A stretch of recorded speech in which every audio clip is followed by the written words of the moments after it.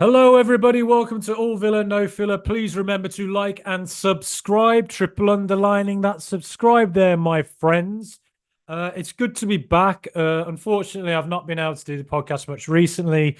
Various reasons for that, but it's good now to finally be back. What has been happening while I've been away somewhat is an international break nobody wanted, where a few of our players got injured, and Aston Villa have been losing games. Right, well, we needed to arrest that. We did. We didn't lose. We didn't lose, but that's a really poor result. You're playing against Crystal Palace, who are in really poor form. They've lost Eberechi Eze, they've lost Adam Wharton, two of their absolute best players.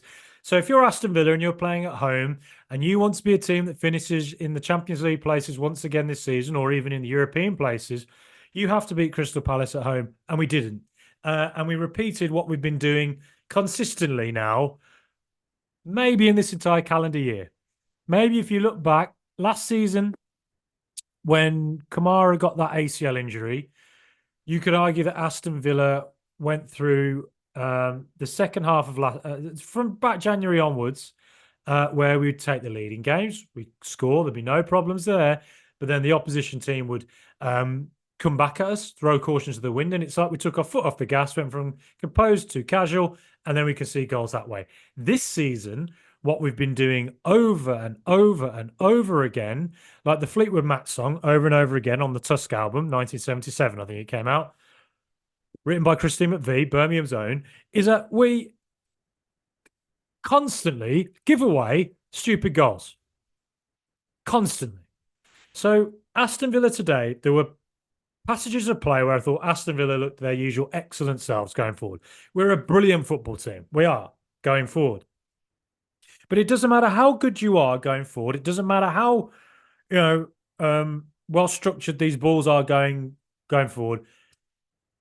If you continue to concede terrible goals in every single game and give yourself a mountain to climb, you literally construct Mount Everest or forget Everest, Olympus Mons, the highest point in the solar system, an extinct volcano on Mars. If you continue to put that in the center of Villa Park, it doesn't matter how many goals you score, you're going to just cause problems for yourself over and over again.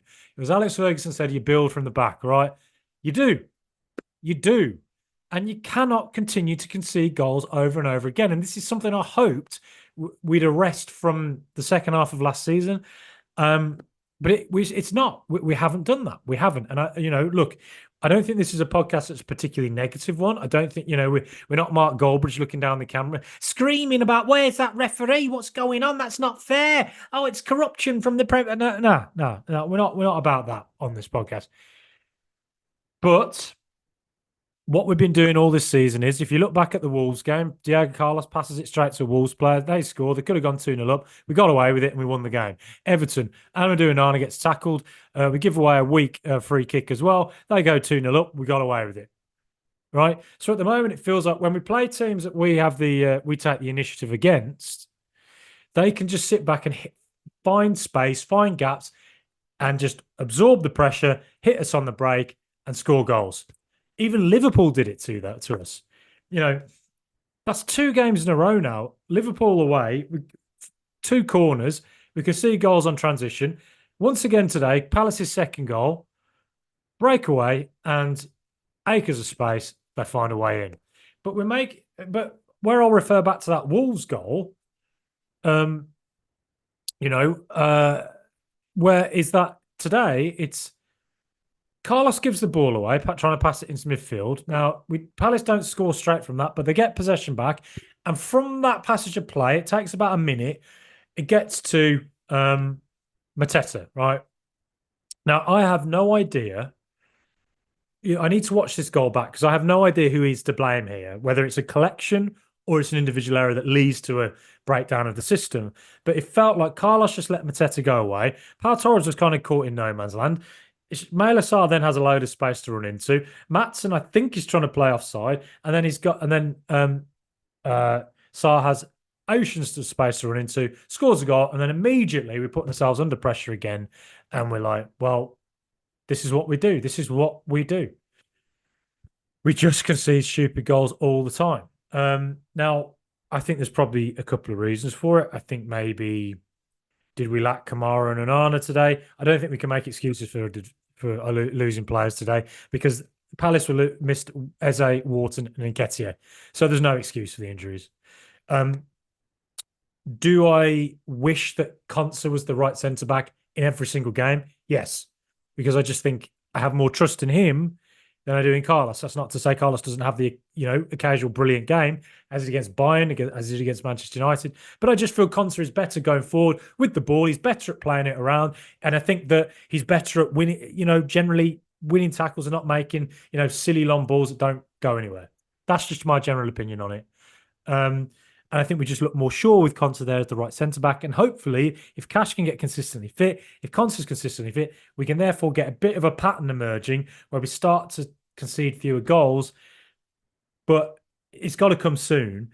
Now, what I would say today as well is that I think that centrally, whilst a lot of our passage of play was good, I think there's a lot of signs here that Aston Villa will, come good and it will work itself out. I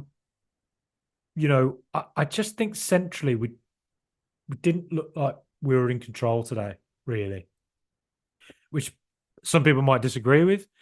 But I felt Tielemans didn't look comfortable. I think he made lots of silly decisions that put us under pressure, and we got away with it a couple of times. I think Will Hughes was causing him problems, pressing him. I think Barkley was good in the touch. I think he was okay. But then once you try and bypass that centre, that double pivot, as we've done, last season it was Diaby as the second striker, and it was Tielemans it was Luiz and Kamara as the double pivot. Now, generally, that was a pattern that really worked. And if you wanted to bypass it, you whipped it into Moussa Diaby. Now, there were games where Diaby was anonymous, but there were other games where he was very, very effective. At the moment, what's happening is we're not really controlling it centrally as well at the moment. Just in more recent games, Tielemans started the season brilliantly. He's been fantastic by and large this season, but today I didn't think he was. I think recent games, I don't think he has been quite at the form he was at. Now, when we try and bypass that and hit into the second striker, Morgan Rogers, at the moment, it's bouncing off him. In most games, it is kind of bouncing off him, or he's taking the touch and he's sort of not reacting quick enough. Now, something I wondered whether we should have considered is maybe put Rogers out to the left, put McGinn back into centre midfield as a bit more hustle and bustle. He's played there enough in his career. We know he can do it. And maybe try it out with Tielemans as the second striker and Bailey working with him, because they worked really well together last season. We didn't do that. We moved McGinn and Rogers around for the second half. Cash coming on for the second half made it a lot better for us. But, you still saw Villa's brilliance in that. The first goal, fantastic. What a goal that was. Pau Torres, again, super ball into McGinn. McGinn, super white at passing to Watkins. Watkins, who I thought was our man of the match. Generally doing everything right, or trying to make things happen. Great finish, great goal. That's good Villa. Then we win a penalty. Now, I do not understand why Tielemans took that penalty, because you saw his recent form. When it came up that he'd missed a significant portion of his most recent penalties, I thought, well, that's not very smart, is it? And Villa haven't been playing smart recently. The Liverpool goals were, consistently getting done on the break. Getting done on the break again today. Sometimes you just got to, Watkins has just scored. He's been in great form today. He scored his last penalty for us against Lille in the penalty shootout. I'd probably just put him on it. Let him take it if Tielemans hasn't been scoring too many recently.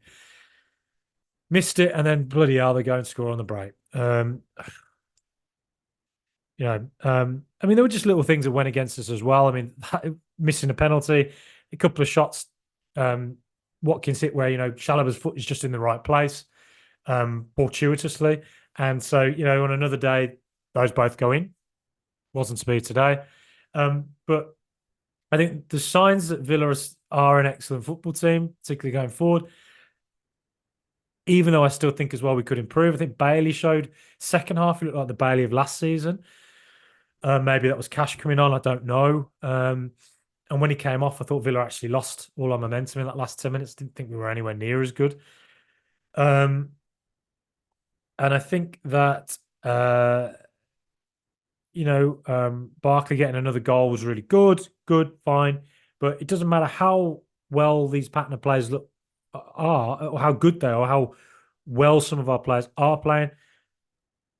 we concede too many stupid goals, and one or two players are off it, and it just means that things are breaking down too much at the moment. And that means I think Rodgers isn't quite out at the moment. I think Tielemans hasn't been too great recently. And that means centrally it's not quite working for us at the moment. McGinn on the left, I'm not sure that's his best position. And then defensively, we just concede every single game. And bloody hell, we got away with it today. There's no excuse not to win it. We could have won it, but Crystal Palace will come away from that game. We could have won it as well. Mateta was man of the match, I thought. Fantastic holding the ball up, dragging players into the game. Although Will Hughes did well pressing players as well. Dean Henderson pulled off a couple of brilliant saves as well. But we continuously give away silly goals and just look like we can be got at. And it happens in games where we play top opposition, just feels like they'll find a way through.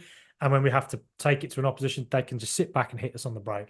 And at the moment, that is causing us real problems because we just never look defensively sure.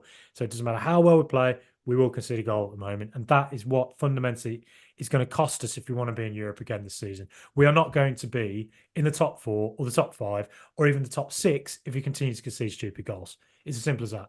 So it has to change. It has to change.